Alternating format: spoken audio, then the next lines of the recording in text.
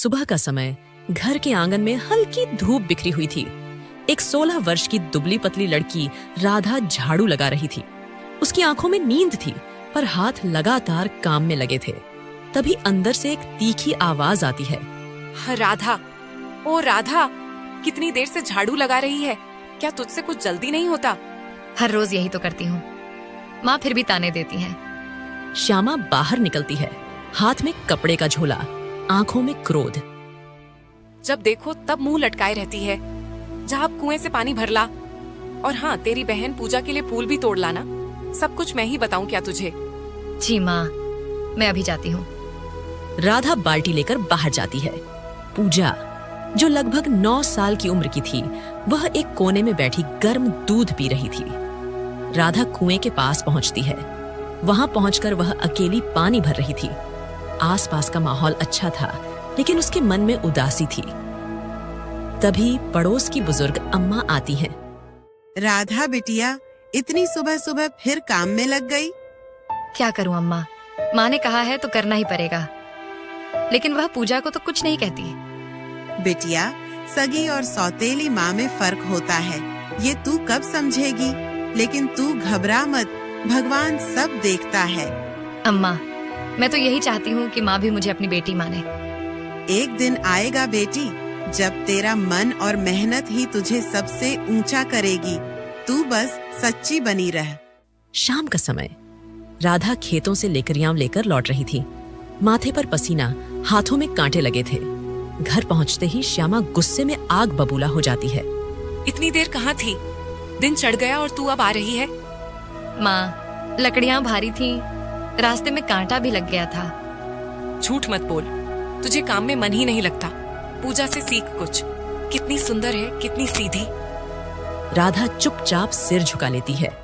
रात का समय, खाने में राधा को एक बासी रोटी और थोड़ी सी दाल दी जाती है। वहीं पूजा के सामने घी लगी रोटी और मिठाई रखी थी। माँ, क्या थोड़ी और दाल मिल सकती है? बहुत भूख लगी है। जा भाग यहाँ से, तुझे खाना कम मिलेगा, तभी तू ठीक से काम करना सीखेगी। राधा चुपचाप अपनी थाली उठाकर एक कोने में बैठ जाती है। आंखों में आंसू थे। बाहर आसमान में चांद टिमटिमा रहा था। पिताजी जब थे तो सब अच्छा था। माँ तो मुझे बहुत प्यार करती थी, लेकिन जब वो चल बसे तो सब बदल गया। अब ये सौतेली माँ क्यों नहीं समझती कि मैं भी एक इंसान हूँ, मैं भी प्यार चाहती हूँ। तभी हल्की हवा चलती है और दूर से किसी मंदिर की घंटियां सुनाई देती हैं। वह भगवान से प्रार्थना करती है। हे भगवान, मुझे शक्ति देना ताकि मैं ये दर्द सह सकूं और एक दिन कुछ बन सकूं। अगली सुबह आंगन में धूप फैली थी। राधा झाड़ू लगा रही थी। श्यामा बाल्टी से पानी छिड़कती है और गुस्से में बड़बड़ाती है। राधा, अब इस घर में तेरा काम खत्म। आज से तू बाहर जाकर मजदूरी करेगी।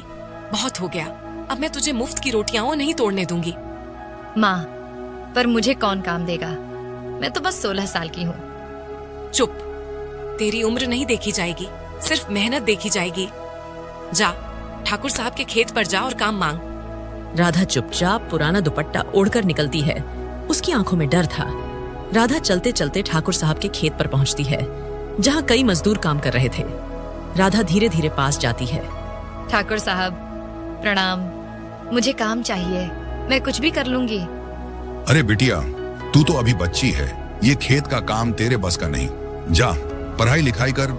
राधा मायूस होकर गांव की ओर जाती है और एक बनिए की दुकान पर पहुंचती है।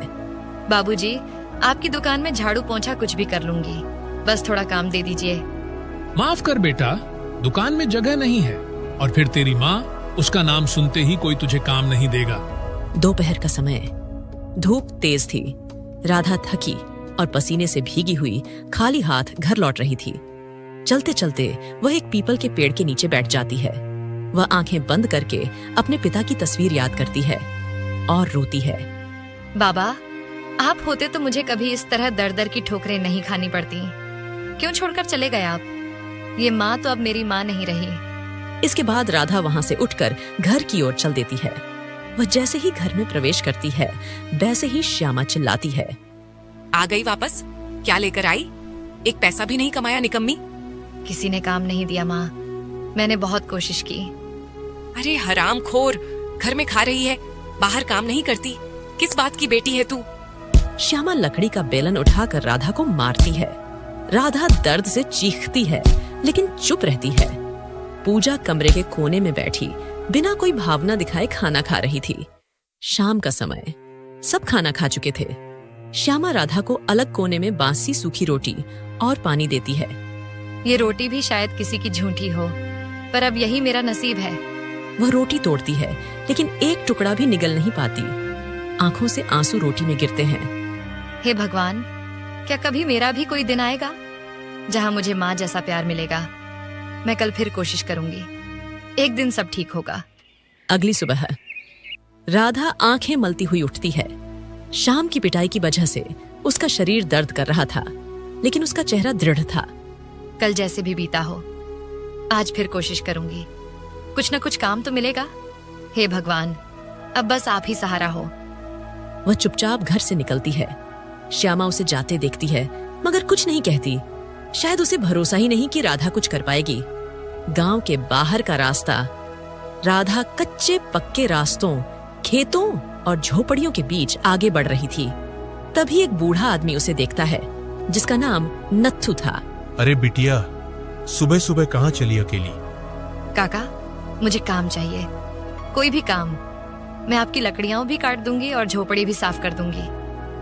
काम तो है बिटिया, लेकिन मेहनत बहुत है, तू थक जाएगी। थकने से डर नहीं लगता काका? घर में माँ की मार और अपमान से ज्यादा दर्द कुछ नहीं। अच्छा चल, आज मेरी झोपड़ी की सफाई कर दे, फिर तुझे कुछ दूंगा। राधा झोपड़ी के कोने कोने में झाड़ू मार रही थी। उसकी हथेलियां थक चुकी थीं, लेकिन चेहरा शांत था। काम के बाद नत्थू काका उसे एक कटोरी दूध और 2 रोटियां देते हैं। ले बेटा, मेहनत की कमाई की पहली रोटी खा, यही असली इज्जत है। राधा पहली बार मुस्कुराती है। अब उसकी आंखों में हल्की चमक आती है। आपका बहुत बहुत धन्यवाद काका। शाम का समय, राधा घर लौटती है। उसके हाथ में एक थैली थी जिसमें थोड़े से चने थे।